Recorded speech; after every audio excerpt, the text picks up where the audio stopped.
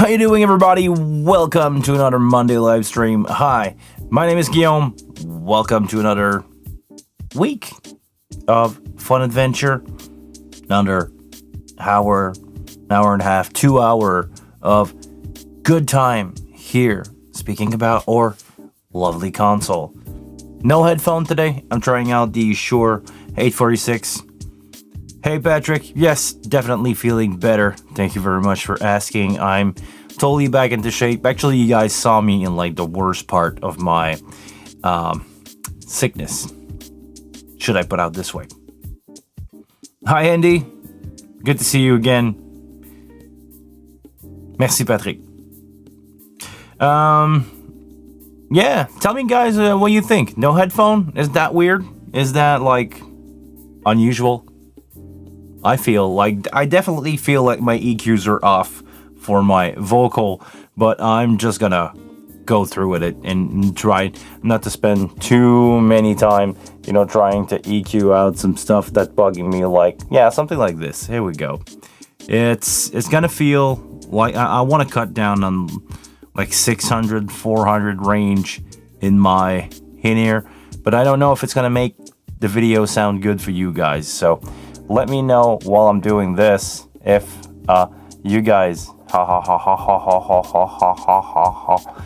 basically this is how I EQ stuff. I find the frequency that bugs me. Like right now in my ear I have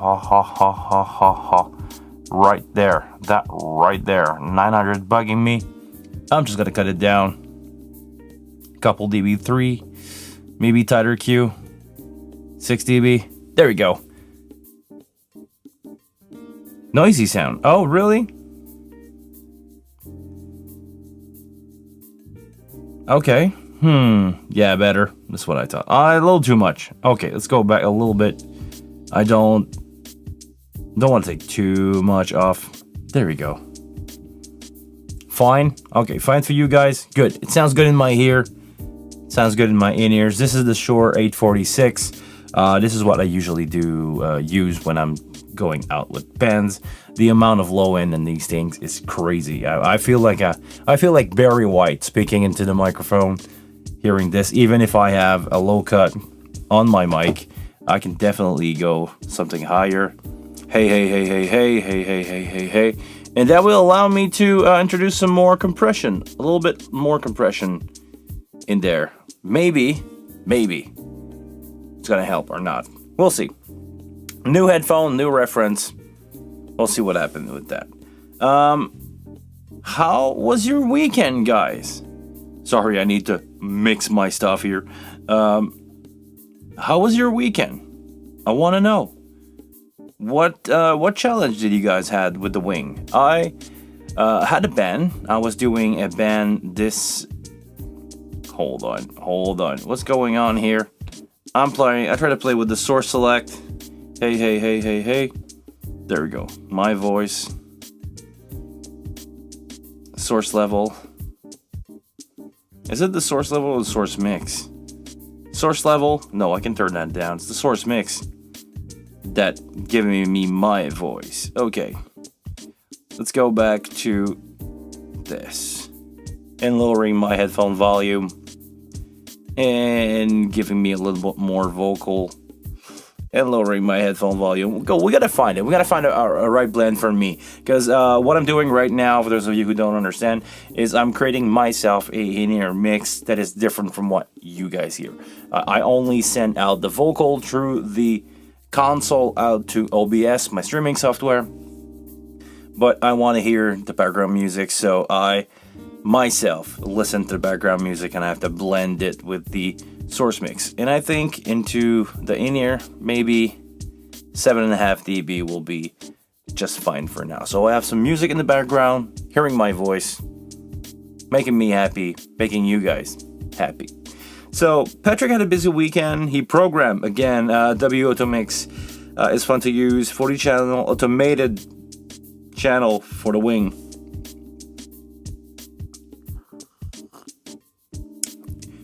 Do you mind, Patrick, explain to us and the lovely people who watch what is W Mix, Auto Mix, and actually what it does? Maybe Did you post something on Facebook also about the subject? I will take this as a community post. I know you did some stuff about Auto Mix that you posted, so let everybody in the chat knows and everybody who's watching what's the deal with that. Because I'll be honest, as you can see by my face, I'm working a lot lately, and I didn't have time to dive into all of your software. So I'm gonna guess this is an auto mixer, kind of like what we have on the first 8 channel, the XY mixer. That little thing here, XY auto mix.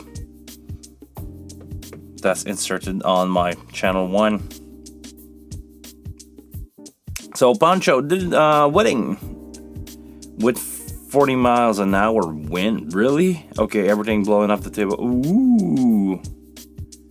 Had to use windscreen. No, you needed the room. You needed to find somewhere inside to have that wedding happening. Really? Okay. It's yeah.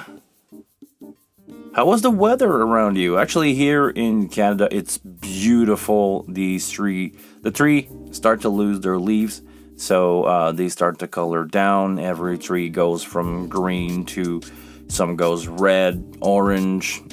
Basically the whole province right now is orange, with the trees slowly transiting to winter. So yeah. Oh. Ooh. Rough one, Pancho. Ooh. Now here the weather is beautiful. We have a really nice 20 Celsius. Convert that to Fahrenheit. I think it's something like 72. You feel great outside now with a sweatshirt. Sorry if I speak weirdly, guys. It's just what I hear in my ear that I'm not used to. Maybe I'll swap back to headphone because I'm destabilized right now. I just sounds so weird.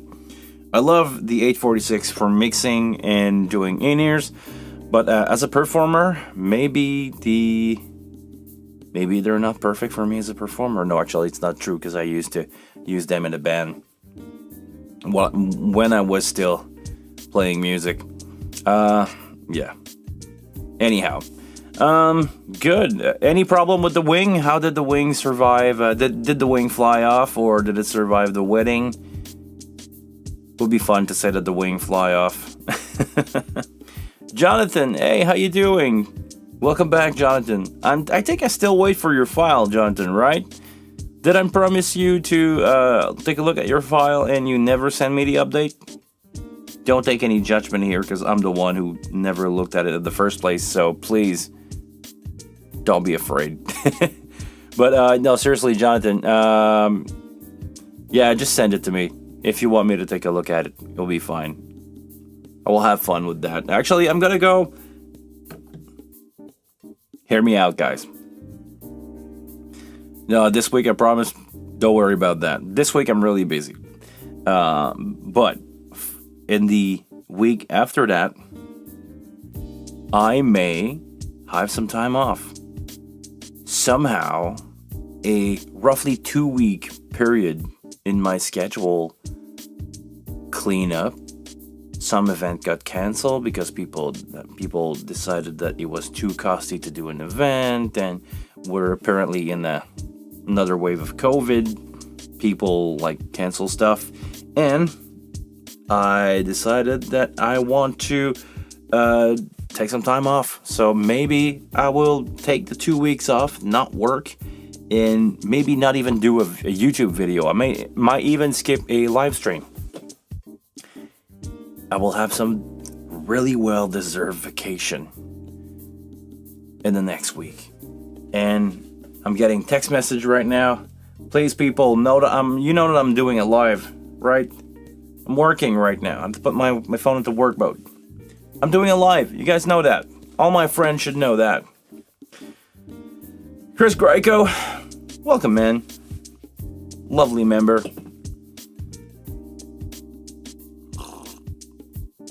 Yeah, vacation is good, but there's so much to do. There's so many videos that I would like to do about the console. There is so much that I need to work on the house. and I think I could go.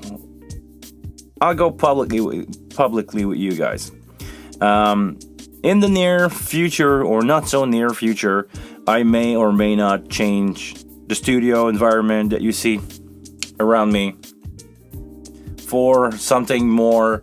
How can I put this?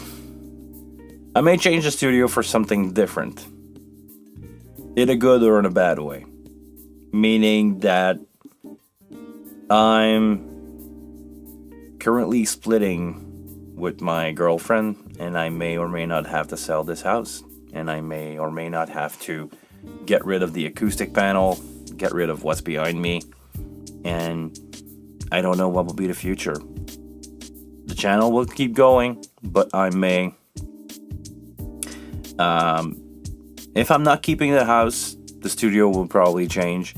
I will try to keep it going as much as I can, but eventually it will probably fade out, and I will probably move into another place soon. Don't worry about me.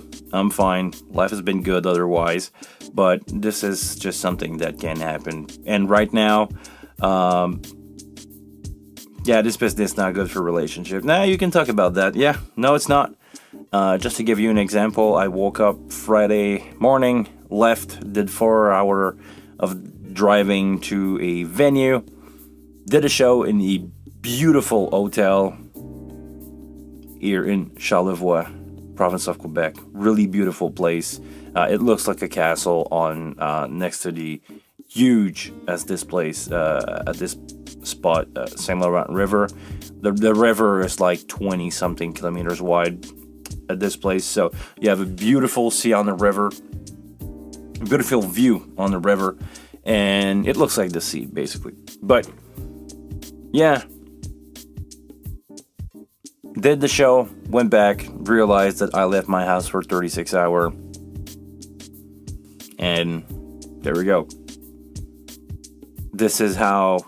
I don't want to go into my personal stuff and the reason why I split. This isn't. Please, I'll keep it personal. But yeah, definitely this is rough. This is a rough job for you to do. It's a rough job to deal with people. I want to see some friend for over 2 weeks now, and we just keep on calling. Hey, when can we meet? And I'm busy. Was one of my guitar player friends busy there? I got a 2 day off there, but I'm somewhere else or on another gig or not busy, available at these hours. So yeah, rough life, rough stuff.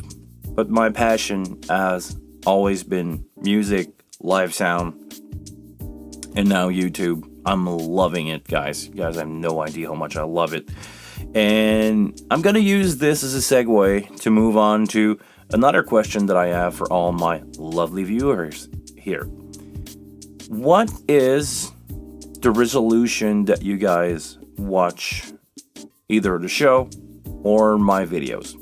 Because if you don't know, we're going to talk about YouTube, which is a platform that I'm using daily as a consumer. I consume a lot of YouTube stuff, and I'm also consuming, and I'm also uploading to the platform a lot. So I want to know something. YouTube's going to put the 4K resolution, the high definition resolution, under the paid part of their site. Premium membership, YouTube Red, I think it's called, or used to be called YouTube Red, or YouTube Premium. They're gonna put the 4K resolution behind that paywall. My question is for you guys. First, do any of you have a 4K monitor? Because I know I do. I have a 4K monitor. I film 4K. The videos, I film the live stream in 1080p because they're just easier for me to broadcast. But I'm considering maybe not encouraging YouTube to ask people to subscribe, and I'm fine with the ads, a couple ads playing before the video.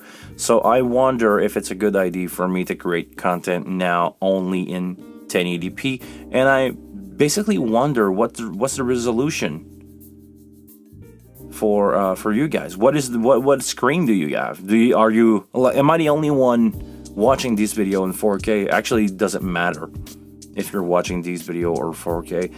Automatic 480p. Ooh, that's a low resolution, Rolf. 1080p. So maybe I can just go on with the channel from now on and not help YouTube to get behind the paywall of 4K, if I can word it this way. Okay, so maybe I'll move on and make it easier for myself to edit into 1080p, because honestly, it's requiring me a lot of processing to film in 4K, edit in 4K, and bounce that in 4K. The size of the file is just huge. I'm gonna cut down in half my editing time if I go 1080p, but I just wonder if it's a good idea or not. So 480 on your tablets. That's the thing. Phone and tablets, even if you can decide to scale to stream at a higher level or higher resolution, most of them do not deliver. Meaning that if you got an old phone or a tablet that is not, let's say, 4K or 1080p, and it's a really small resolution, even if you select 4K, whatever, of course the video will be sent to the tablet or the device into 4K, but it's not going to do any difference for you at all. So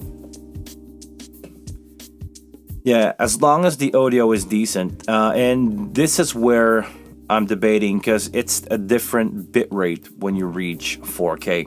Like, it's the same when you switch from 480 or higher. Once you reach 1080p, it's an MP3. Let's be honest here. It's an MP3, but it's a higher resolution. Instead of 128 kilobytes per second, I think it goes to 192 kilobytes per second. So it's a small increase, but I do hear a difference between those two sampling. When you listen back to back, you go like, oh yeah, there's more high-end definition, less reverby artifact. I don't know how to call it, but yeah, definitely. Okay, enough of that. You guys, I think, are pretty clear here. Please leave a comment down below if you're watching this into replay mode. I want to know, do you care about 4K or not? If you don't, I'm not gonna bother. Okay.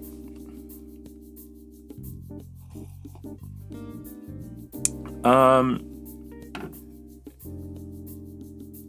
had a small question here. Just small. How to send reverb into any in-ear monitor? Let's go with that. Okay. Moving on from the bad subject to what we're here for. Sound tips, console tips, whatever. How do you send reverb into any in-ear monitor? Actually, on the Wing, you have two options. The first one is when you create your reverb, you assign it to a bus. This is how I'm working with my stuff. I'm gonna go here into bus and I'm gonna select 16, I believe is a reverb, or used to be a reverb. What do we have here on the insert? Nothing. Okay. Well, let's create a reverb. I'm going to use my bus 16. I'm going to insert a reverb on it. And I'm going to select that. Make sure it goes to my main out, because I want to take my input. We're going to take here, select my talkback, input 40. We're going to go into 16, which is my reverb. And I want to make sure that when I go back to my bus, my my reverb or my vocal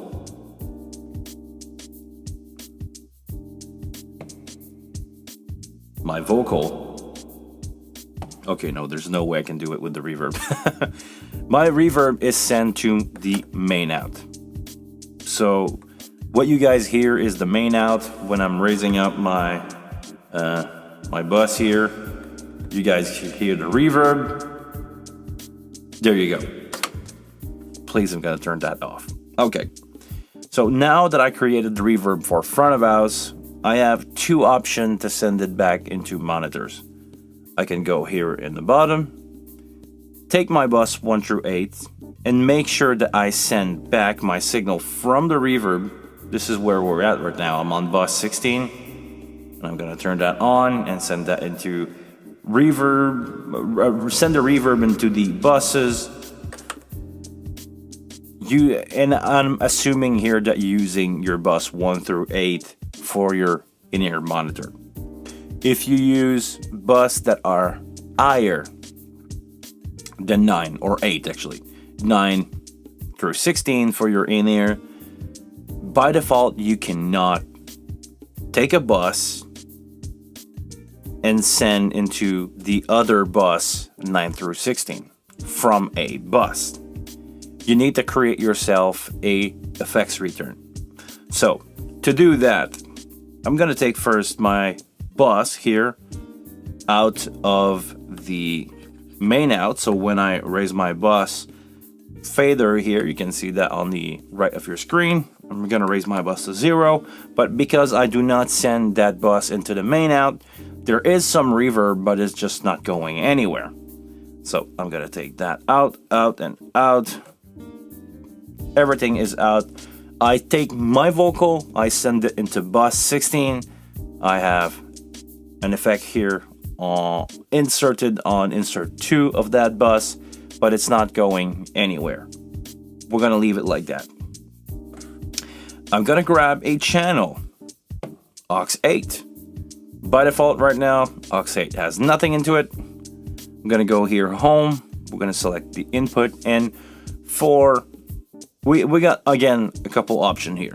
We can use the bus to send into that channel. So I can come here, take my bus 16 as a stereo source. Does it say stereo? It's a stereo source.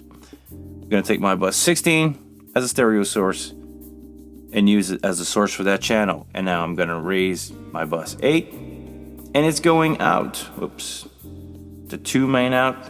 It's going out to 2 main out. But that channel, aux 8, can be sent to any of the buses. So if you are using right now, let's say bus 10 for your in-ear mixes, once you raise your bus, you could take aux input 8 with the source of bus 16 and send it into an in-ear monitor. The other option gotta turn the reverb. The other option that I never really do, but is an option, you can come here.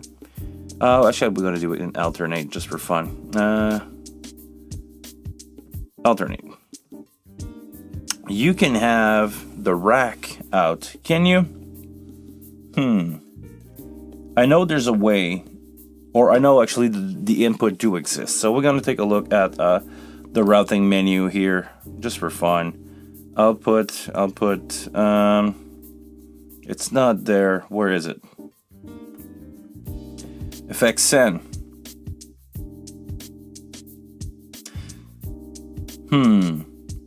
No, it's effects send. It's not effects return, right? So I can't use these as a source for a channel. Let me check that again. We're gonna go back to a auxiliary in 8. Come here. Do I have effects return in there? No. Or effects send or return? No, you cannot. So actually, that will be the way to do it. Those will be the two way. You either take a bus that you can send into another bus, 1 through 8, or you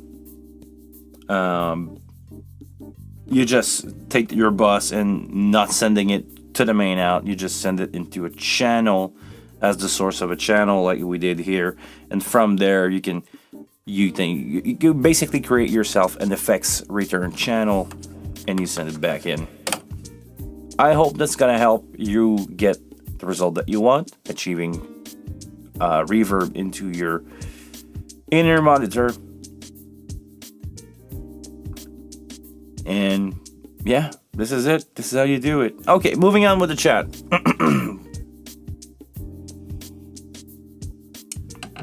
My PC is 4K, but on a 13 inches monitor. Really? I'm using a 21, like as an old garbage monitor here. Patrick, you should upgrade that. I have to scale down, except in the specific case where I need a lot of things on the screen when using an external. Okay, 4K. Yeah, okay. Upgrade your. I got a 32 inches on my desk behind me.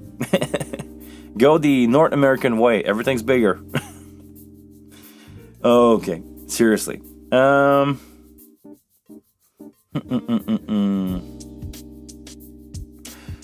Alan, wish you the best. Thank you very much, Alan. Hey everyone. I've only updated my firmware once, over a year ago, so you're way behind on update. Yeah, definitely. Now we are at 12.8 is the latest update here. However, my wing is not seeing the latest firmware from computer or sticks. Any shot? Really interesting. Have you... It's been a long time since I've done a firmware update, but have you tried to initialize it first and then come here into wing OS partition? OS partition will be your operating system. If you enable that, I'm not going to do it because I will lose sound, but if you enable that, it will pop up the wing if you plug it USB in the back, not the USB on the top left, USB in the back. You plug it in there, you can see it as an external drive. On that external drive, you have a firmware in there. You can upload your new firmware, delete the old one, and once the console is restarting, it should update. The other way would be to use the update here with a thumb drive on the left, but I'm really curious on why it would not see any firmware. If you are doing it with USB key, are you sure it's in FAT32, and are you sure that the firmware update is on the root of that USB, meaning not in any folder?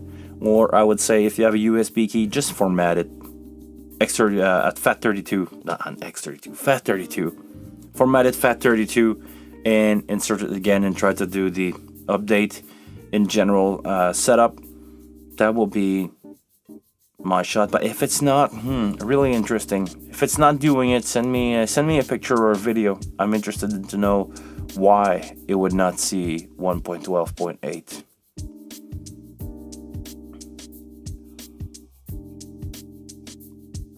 So Pancho, you're on a 32-inch TV, 1080. Okay, good. Actually, it's funny because before that, when I was a young single man living in my apartment, I bought my first Mac in 2009, and I bought a Mac Mini. Mac Mini has no screen, so I bought a mini DisplayPort to VGA adapter. It plugged my 55-inch TV over VGA 1080 on the wall, and I used to have this huge screen as my computer screen for years. Okay, Alan, you try both way. It says FAT. Okay. Format your USB drive as a FAT32 master boot drive and try it again.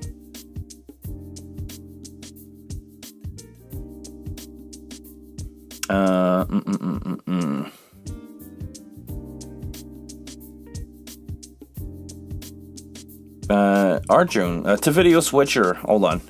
Okay. Sorry, I missed your first comment. Your first comment was, thanks. I bought a Dante card for broadcast purposes in my church. Now I'm taking all the input to a DAW, okay, by Dante and mixing it in DAW for broadcast. Okay, sure, it's an interesting way to do it. It's definitely working, and sending back to Wing by Dante only. Why? By Dante on it's a video switcher, and I'm getting clicks and pops, and I tried everything, clocking, but problems remain the same. What is your buffer size on your computer? If you are doing a lot of processing on a mix, like you have, let's say, 32 compressor, 32 EQs, gate, some reverb in there, maybe your buffer size on your computer is not strong enough, or your CPU on your computer is not strong enough to process that in real time. You would need to increase your buffer size to get rid of all the clicking and noise. But it's going to introduce latency, because if you are doing something like this, like a live mix, I would put at least a 2 megabyte buffer on your DAW, so it's 2048 in your buffer size. I would start with that. Make sure that your buffer size is really, really big, but it may cause some sync problem with video, so you would need to delay that. It's going to be a difficult trade-off to do here. May I ask you, why are you not using your wing to do a broadcast? Can you do it with a bus? I know it's not ideal, but at least if it's not ideal, it will be in sync with your video, or being really close to being in sync with your video. If not, I would say try to go with less stuff on your computer, less reverb. Usually reverb take a lot of processing. I don't know what is the computer you're using in the DAW that you're using. Some DAW have plugins that require less processing. Stuff like, let's say, Logic is really, really good, but usually take a lot of resources from your computer. So sometimes they introduce clicking and noise like that because it takes a lot of power, and the plugins that they use are really good, but they require a lot of power to work properly. So lowering your buffer size will help you get less latency, but it will also give you more problem with that. So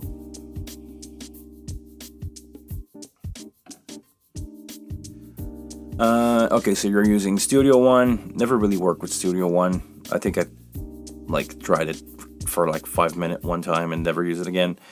Buffer is low. Make your buffer higher. It definitely sounds like a buffer problem. Make sure that your buffer is really, really high and see if it fixed the problem or not. If not, and you're using Dante, I know last week I said to somebody on Facebook to get rid of his pop and click like that. He was experimenting on loud popping noise, like fuck. He changed the cable. The USB cable was bad. Over Dante, I don't think your cable is bad, because otherwise you will simply not connect. Maybe. I have no experience into this, so please don't quote me on that. Maybe your Ethernet port is too slow. Maybe 100 megabyte is not enough. Maybe somebody in the chat can confirm or deny that information.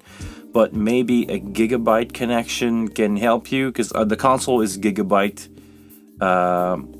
And some old computers sometimes have old network cards that are 100 megabyte, which is way slower. So maybe that's your bottleneck, but I'm gonna guess here that the buffer is really what's going on. Especially since you're playing back audio from just the recording of the computer, or maybe it was recorded with clicks and pop. You're using a Mac M1 Mac Mini, so definitely a gigabyte port there. Really? Are you up to date on the Mac Mini? Because I know there used to be some audio problem with the wing in the Mac Mini M1. No, Patrick, Dante do not require 100 gigabyte network. It works on 100 megabyte, but it could be a bottleneck. If you're having too many channel, I think you, depending on the clock and everything, I think you cannot. I think you can only use Dante at 48K 100 megabyte. Don't quote me on that. But I know it's working. I know it can be recognized because I've done it with some stuff. An old USB adapter that was 100 megabyte. It worked, but it could be a limitation. So please be aware if you are using a 100 megabyte connection with Dante.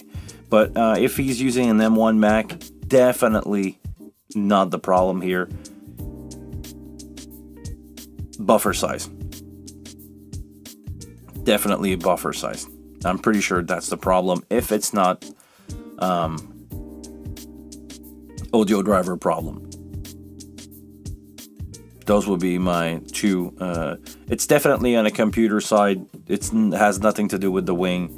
I'm pretty sure you are recording with glitches, so this is why even when you play back, you hear glitch because you recorded those track dirty.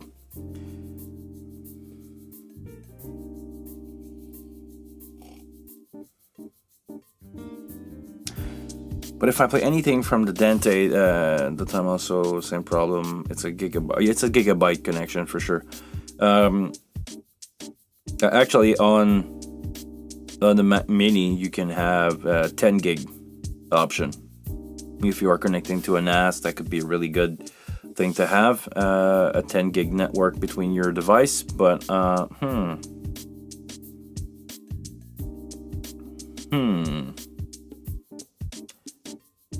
cranking the buffer, and I would need to hear hearing what kind of noise and how it behaves should tell us what the problem is.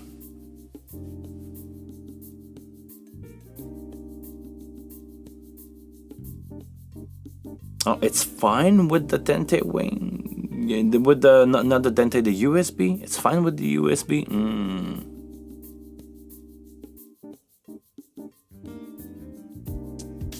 Are you connected straight to the computer, like the wing card port straight into the computer?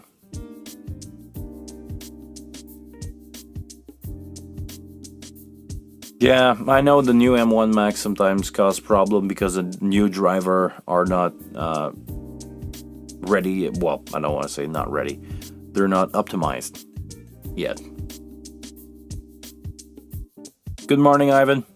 Welcome.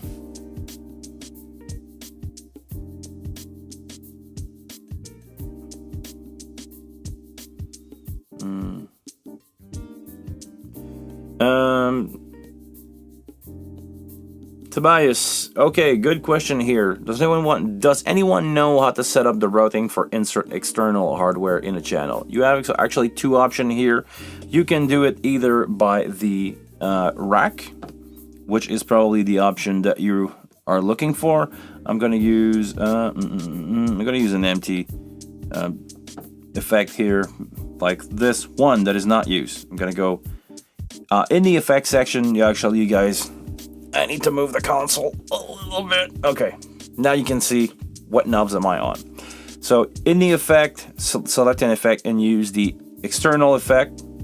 Insert that into a channel. I'm gonna use my good old channel 37 here, and I'm gonna make sure that I don't have anything on in the first effect slot, because you probably want your effects to be pre-fader, or you can just move them around if you want your hardware to be where you want it to be in the chain.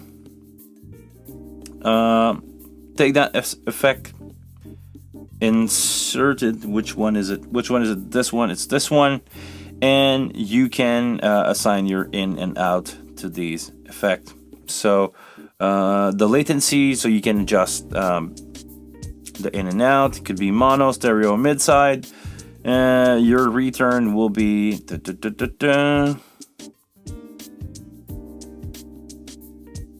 hold on. Wait a second. How do you do that? For real though. I'm having a brain fart right now.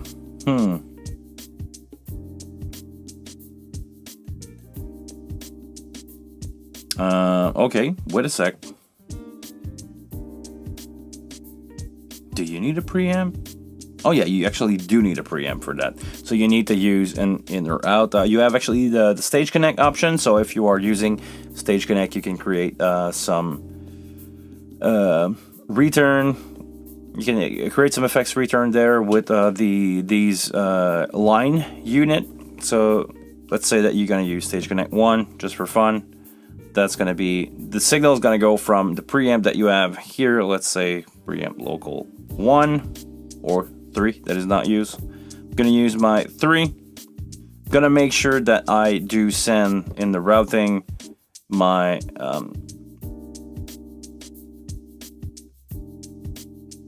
I'm gonna do a direct out of a preamp 3 going into Stage Connect 3. Now, with the operation that I'm doing on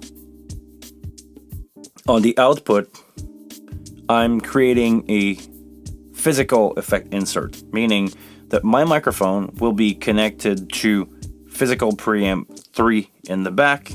I'm going to send the signal from that microphone straight into Stage Connect output 1, or let's go with consequent number here. We're going to go 3. So if I have, let's say, a Stage Connect device connected, or it could be a AES output, I would use that to take the signal, amplify it with my preamp, send it out, just that dry preamp stuff, that dry preamp signal, send it out, and here in my effects return, I would use Stage Connect 3. We're going to be consequent with number here, and it will take the signal from the preamp, send it out to Stage Connect, bring it back into Stage Connect, and just do it here, inserting it in the loop. The other option is to not use the insert. How you do that? Really good question. We're gonna go into routing, and we're gonna assign the same thing. We're gonna do exactly what we just did. So take your preamp, set it up, give it some gain. We're gonna, let's say, play with it into source. I'm gonna take my signal from 3. I'm gonna give it some gain. We're gonna apply phantom power. We're gonna reverse the polarity. We're gonna do everything that we want to do with that preamp, and we're gonna take it, go into output, and we're gonna output that into, could be anything here, any physical connection of the console. Let's say Stage Connect, or let's go local just for fun. So we're gonna take the preamp XLR in 3. We're gonna send it out into output 3. Yeah, this is what I want to do. Oh my god, it's backward. Yeah, I get it. Somebody this week said they are backward. I'm used to have input going into output, but it's the other way around here. But you basically, everything that I said was right, except the image that I show is not right. So right now I'm back to where it should be. So I'm gonna take local input 3, amplify it, amplify the signal, send it out to local out 3. And I'm gonna take a line level signal back from the unit that I wanted to insert, and instead of using a insert block from the routing, I'm just gonna assign on my channel 37, not local in 3. I'm gonna go aux in, because my unit will have a line level coming back into it, and I'm gonna assign my aux 3. Could be the same thing with a Stage Connect device. So if you have two, if you have a 16 in, 16 out Stage Connect, you can just take a preamp, send it out into your Stage Connect device output, send it into your unit compressor other preamp, other whatever, and bring it back in the console with another Stage Connect device or an aux-in or a local input, another one, and now use this as the source of your channel. Make sure that this is not use. Make sure that this is not use. Off. If you are doing this setup, it will create a insert effect loop of a real unit on your console, but you always need a preamp to amplify the signal of a microphone before sending it into a hardware device that is not a preamplifier. And to bring it back in the console, you need a line level input, could be from the XLR combo jack in the back or just a line aux in, and use it on your channel strip. I hope that answered your question.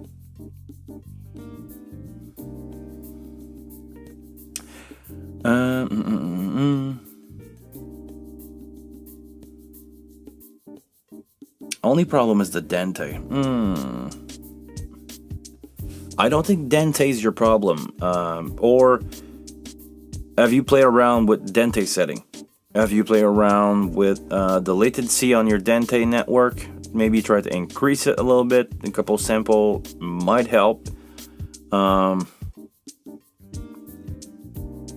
Is the card up to date? Have you tried the second port? Have you tried another cable? Have you tried another computer? Have you tried another device on your network? Maybe if you have a laptop, try to log in with your license or ask for the 14-day trial and try it with a laptop. If it's doing the same thing from another device, then maybe your card is defective. If it's not doing the same thing from another device, maybe it's your M1 that is, I don't want to say that M1 is broken. Well, I mean, it could be, but most of them are pretty much new machines. So maybe you have a problem with a driver in there.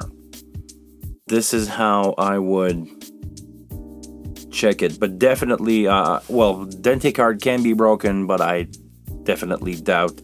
I'm expecting more a buffer problem here or driver issue with the Dante, or maybe when I say Dante, I mean from the M1 Mac. I don't know how to speak anymore. It's because I'm really tired. It could be a problem from the M1 Mac talking to Dante over the buffer or the driver of the Dante card, but I seriously doubt that. I believe it's more an audio problem from the computer.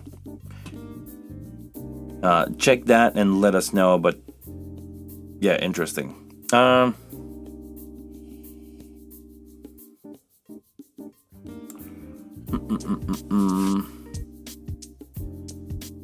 Maybe Andy's got something here for you, Arjun. Make sure to follow his step. I know Andy can be trusted when it comes to troubleshooting stuff like that. I know he's helping a lot of people on Facebook and other places where people explain bugs, and he's really good at hunting bugs. I hope that's gonna help. So yeah, I'm feeling a little bit low energy right now. Woke up at 4 this morning. It's currently 2 p.m. So I'm definitely need a nap. I don't want the show to get boring. We answer some question, and I tried to answer a couple of really good one, like hardware insert on the wing using either Stage Connect or the local preamp. I hope it's gonna help somebody who's gonna watch this live stream in the future. On that boring note, I will sign out. We'll finish this coffee and go straight to bed. Trust me, I can. And yeah, guys, until the next one, take care of yourself. Please. I really care about every people who watch these live streams. I care about you. Because you care about what we're doing here.